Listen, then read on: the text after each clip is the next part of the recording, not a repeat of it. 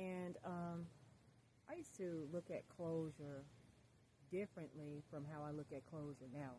Like in the past, when I was in a relationship that came to an end, I had to have closure where I had to have closure where I needed to speak to the other person so we can maybe agree or agree to disagree on why things came to an end.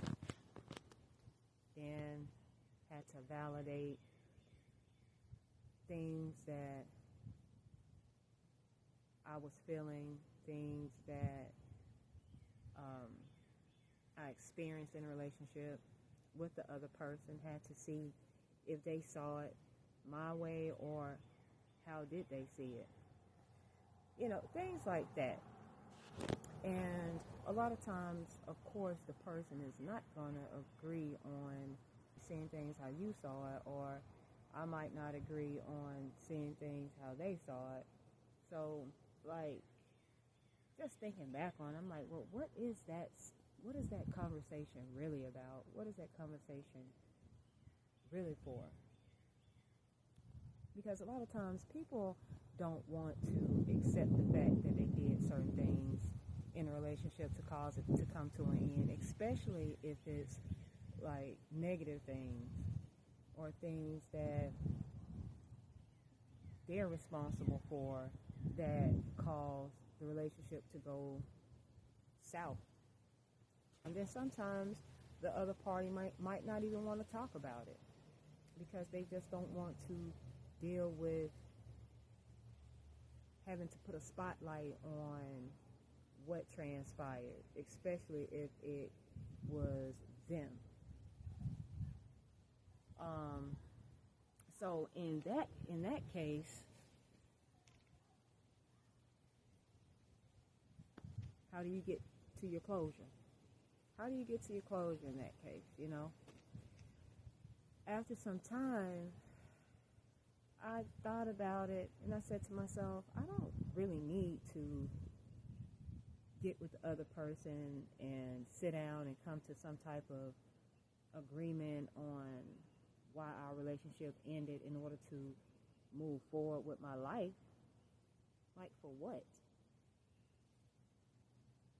What I need to do is sit down, just go over the relationship mentally with myself, the pros, the cons, the things that I felt like were hurting the relationship or me as a person, how I felt about those things.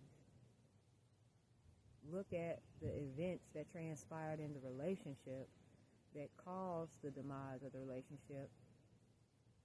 Sit with those things, look at those things, and then make my determination about how I felt, how it affected me, and move from there and make a determination. I don't need to get some validation from somebody else that certain things affected me emotionally in a negative way, or some things that transpired that was unfair or hurtful in a relationship transpired when I know that they transpired. I don't need someone to validate that for me. I know what I know. I saw what I seen. I felt what I felt. I'm going to deal with that and move accordingly. And that's how I get my closure. And sometimes I don't even, if a person is on some BS, moving funny, I'll attempt to have a conversation with the person. And, if I see the conversation is not going well, I'll just go ahead and make up my mind and make a determination for myself and let them know what my plans are going forward. And if that is to cut this relationship and them go their way and me go mine, then I'm going to let them know that and move accordingly. I'm not going to sit here and let somebody feed me some BS and tell me that what I experienced and what I felt wasn't that, gaslight me or what have you. That's what y'all want to call it. I don't give a fuck. I'm not going to let somebody try to convince me that I didn't feel a certain way. I didn't see certain things that transpired. All of that nonsense. I'm not buying into that. So, like,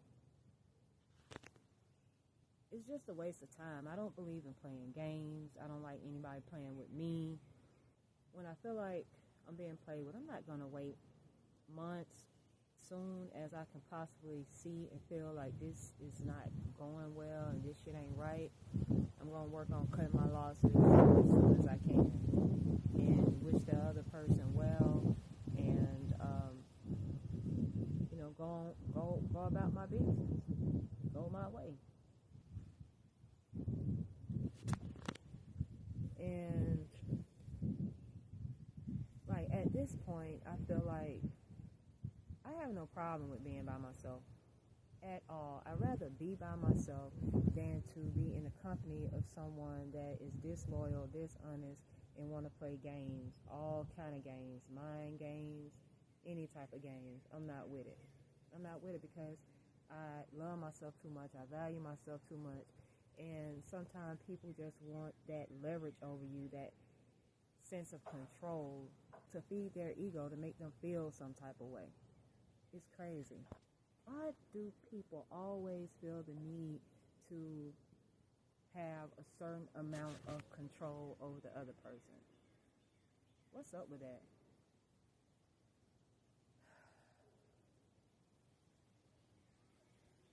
Like I said, that's why I don't mind being by myself. I don't mind being by myself until the right person comes along. And I'm patient. I'm patient when it comes to that. I'm not in a hurry. There's nothing out here nobody can say to me about you're single and it must be a reason. I don't give a fuck about what somebody thinks. I give a fuck about what I think and how I feel. Of course I give a damn about what people think to a certain extent. But as far as controlling what I want to do, my freedom of how I want to do things, no, not like that. I don't feel like in a world of sneaky links and dishonesty, disloyalty, constant cheating, all this shit, that's just not what I'm on. I'm not on that. I feel like if I feel this way, I'm not the only person that feels this way. There's some other people that feel just the same as I do about respecting yourself, putting yourself first, wanting someone that is loyal and someone that don't go with what the majority of the world says that you should go with. Because I'm definitely not that person. Relationships these days are weird as fuck to me. And I just feel like an outsider, when I hear people talk about their relationships, they are married, but they're like cheating and they're all on fucking dating sites and, talking to several random motherfuckers on the phone, on the computer, meeting up with people. It's just wild to me. It's wild to me. Not wild as far as like it's inconceivable to think people behave like that, but it's like wild, like